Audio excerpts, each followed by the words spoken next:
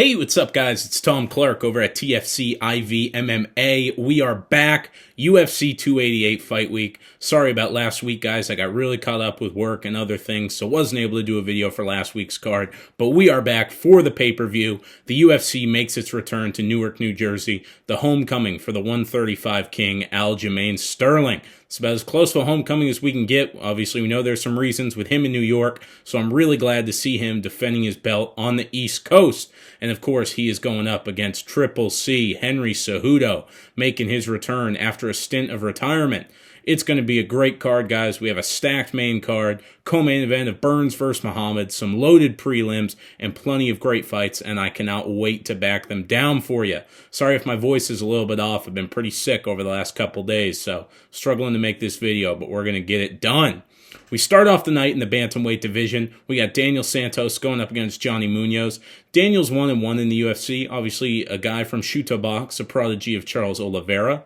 1-1 with a loss to Julio Arce, but a win against Castaneda his last time out. And the fight against Arce was good. That was one at UFC 273 that I was able to watch live, and it was a decent performance. Arce got the win by decision, but not a performance Daniel needed to hang his hat on. And then to get the win last time out, he's shown promise. Due to that, he's a minus 185 favorite going up against Johnny Munoz, who's 2-2 in the promotion with a win against Ludovic Cholion his last time out.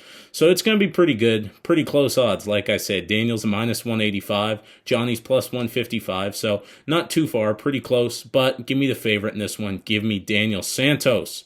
After that, we go to the middleweight division. We got Joseph Holmes going up against Claudio Ribeiro.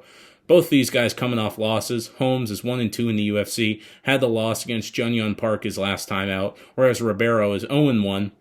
Had a very impressive knockout on the Contender Series, but lost to Abdul Al-Rassan Al-Hassan his last time out. Both of those guys were heavy hitters. We knew whoever was going to land first was going to get the win, and it ended up being Al-Hassan who landed first. But Ribeiro had a nice little performance, landed some great leg kicks, and nothing to hang his hat on. He comes in as a slight favorite in this one at minus 175, with Holmes coming in about plus 145. And once again, give me the favorite here. Give me Claudio Ribeiro. I think he has the power advantage, and I think he probably wins this one by knockout. I just hope no creepy mother or grandmother walkouts this time. He was the one last time where it was either his mother or his grandmother was with him and gave him this real speech right before, and he obviously got knocked out. So maybe we ditched that one this time, but we'll see.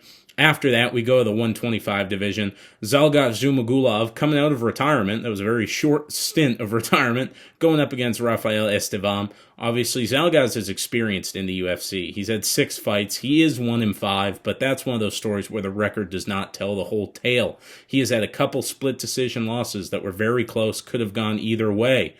Coming off a loss, he's faced Manel Kopp, Jeff Molina, Charles Energy Johnson. So he's faced some real great levels of competition, so he hasn't won them all. Going up against Estevam, who is coming off a win off the Contender Series, so making his UFC debut on this one. Estevam comes in about minus 185. Zhalgas comes in at plus 155. I am going to pick the underdog here. I think Zhalgas can probably get it done by decision. Uses kind of slicker striking, use the grappling, and get it done. He had Charles Johnson's leg pretty beat up. I think if he uses that game plan here, that could work against a guy like Estevam. But obviously, we will see. And I am going the underdog here, but I don't know if I'm betting on it. If there is one bet I do like, though, it is about to end in split decisions. Zhalgas has had horrible luck with the judges in the past, so I think this one to end by split decision is a decent little prop bet. I don't know what the odds are, but definitely one to look into. After that, we go to the heavyweight division, the feature bout, or the main event of the early prelims in the heavyweight division. We have Parker Porter coming in as a slight favorite at minus 170 versus Braxton Smith, who's coming in at plus 145. For those of you guys seeing this video, I did have the chance to interview Braxton actually last week, so I'll leave the link to that in the description. And I also had some other interviews for this card that'll also be in the description, so make sure to keep an eye out for those. And this is going to be a good one. Obviously, Parker Porter, like I said, coming in as a slight favorite here, 3-3 in the UFC, but had the loss against Justin Tafa his last time out. Got knocked out pretty bad. And Braxton Smith is somewhat of a knockout artist himself. He's 5-1 in MMA, but the one loss came 8 years ago, and the 5 wins have all come since May of last year. So within 12 months, he's had 5 wins. All have been first-round knockouts. So very impressive there by the beautiful monster Braxton Smith. And I'm going with another underdog play here. Give me Braxton. I just realized we skipped about on the early prelims as well, so we're going to backtrack a little bit to the middleweight division. We have Ikram Aliskerov coming in at minus 200 against Phil Hawes, coming in at plus 185. A lot of talent in this fight. Both of these guys are extremely talented.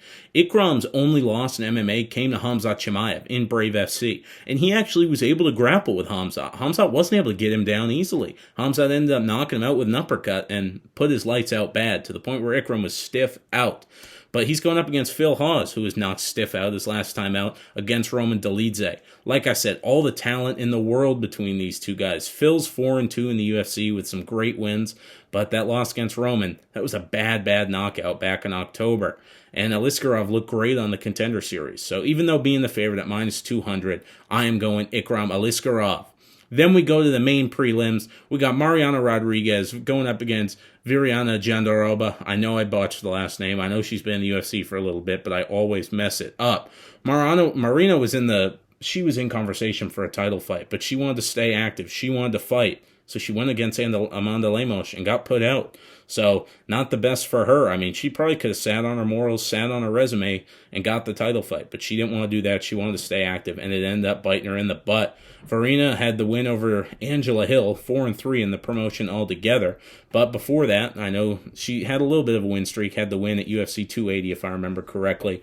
But at minus 140, you got to give me Marina Rodriguez. I do think she comes back strong here. She wants to build up another title run, so I'm going Mariana here.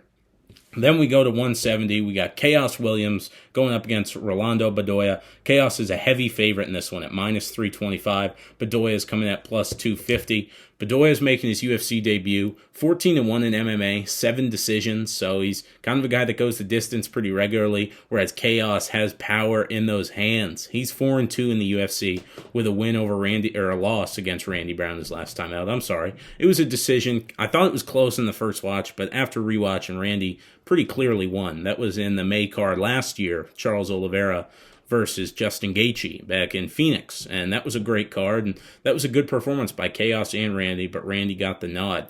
Chaos at minus 325, I gotta pick him here. I mean, there's nothing about Rolando that jumps off the pages to me to pick him as that heavy of an underdog.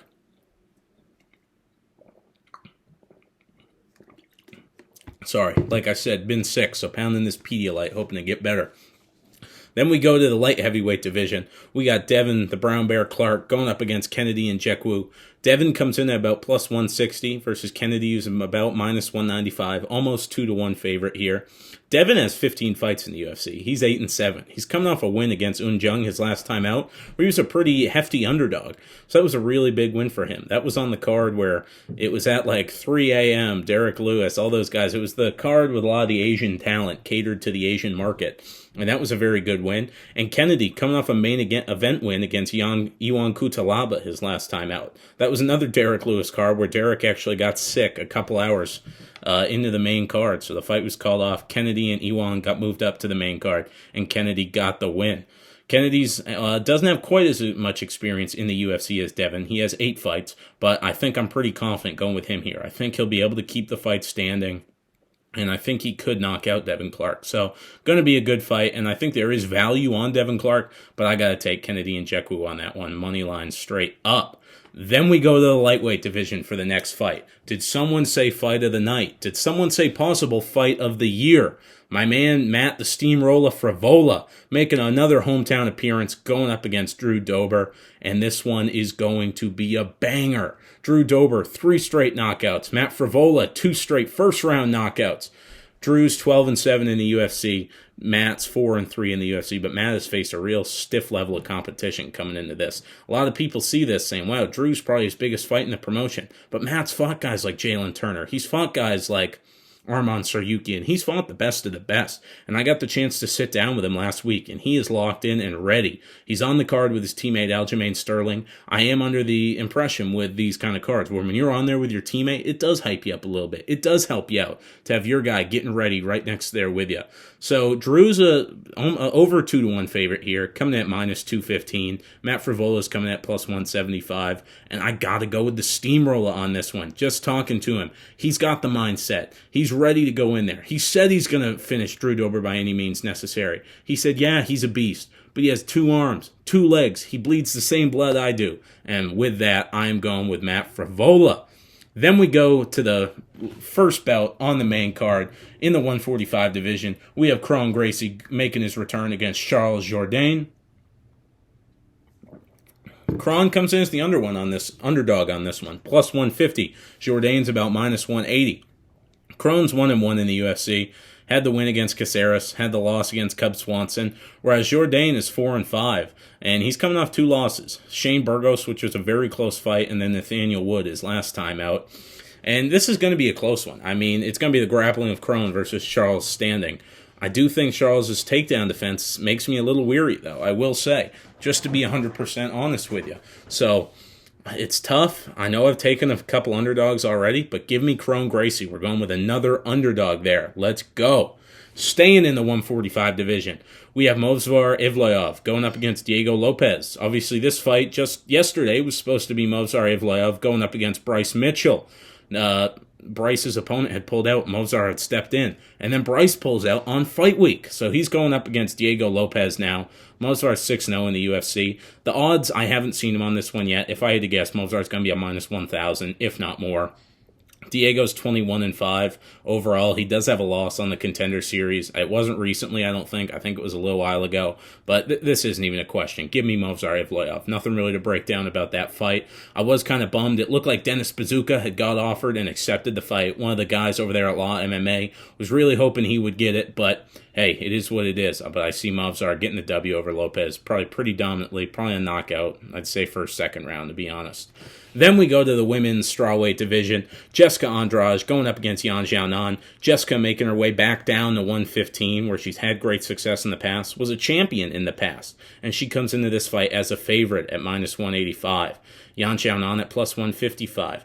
Jessica obviously has the more UFC experience, 15-8 total in the UFC, crossing between divisions. Yan 7-2, coming off a pretty impressive win over Mackenzie Dern. I personally did score that fight a draw when I watched it, so nothing to hold against Xiaonan there, but that was just kind of how I scored it. And I don't know, this one's tough. Jessica Andrade is a favorite, but she is coming off a loss, but I don't think that's one to look too heavily in. It was against Erin Blanchfield. She took the fight on short notice. Erin's a phenomenal grappler. I don't think Yan has that same level of grappling.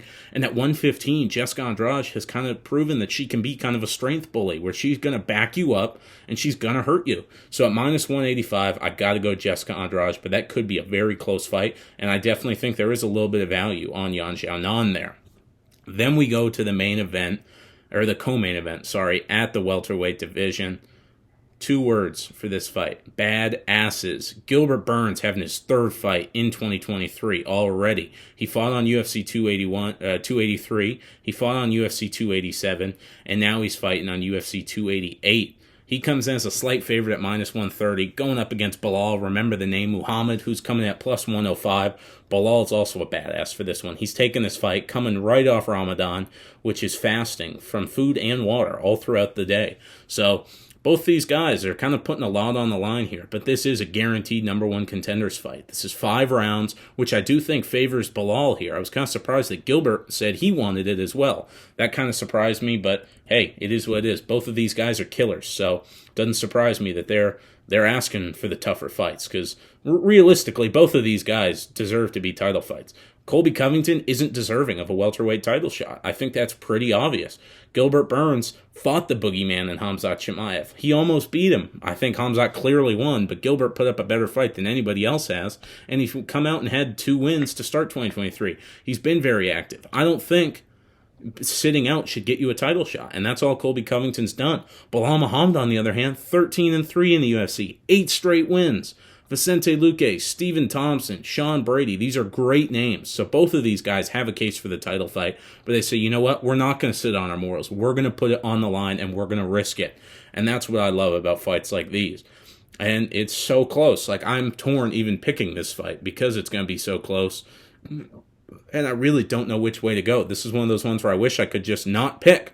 But at underdog money, give me Bilal Muhammad. I know it's very risky coming off Ramadan. I know his last short notice fight against Leon Edwards, he didn't look great. But he has his full team in the corner. He's very motivated. And I think he gets it done because I do think the 5 rounds favors him very heavily.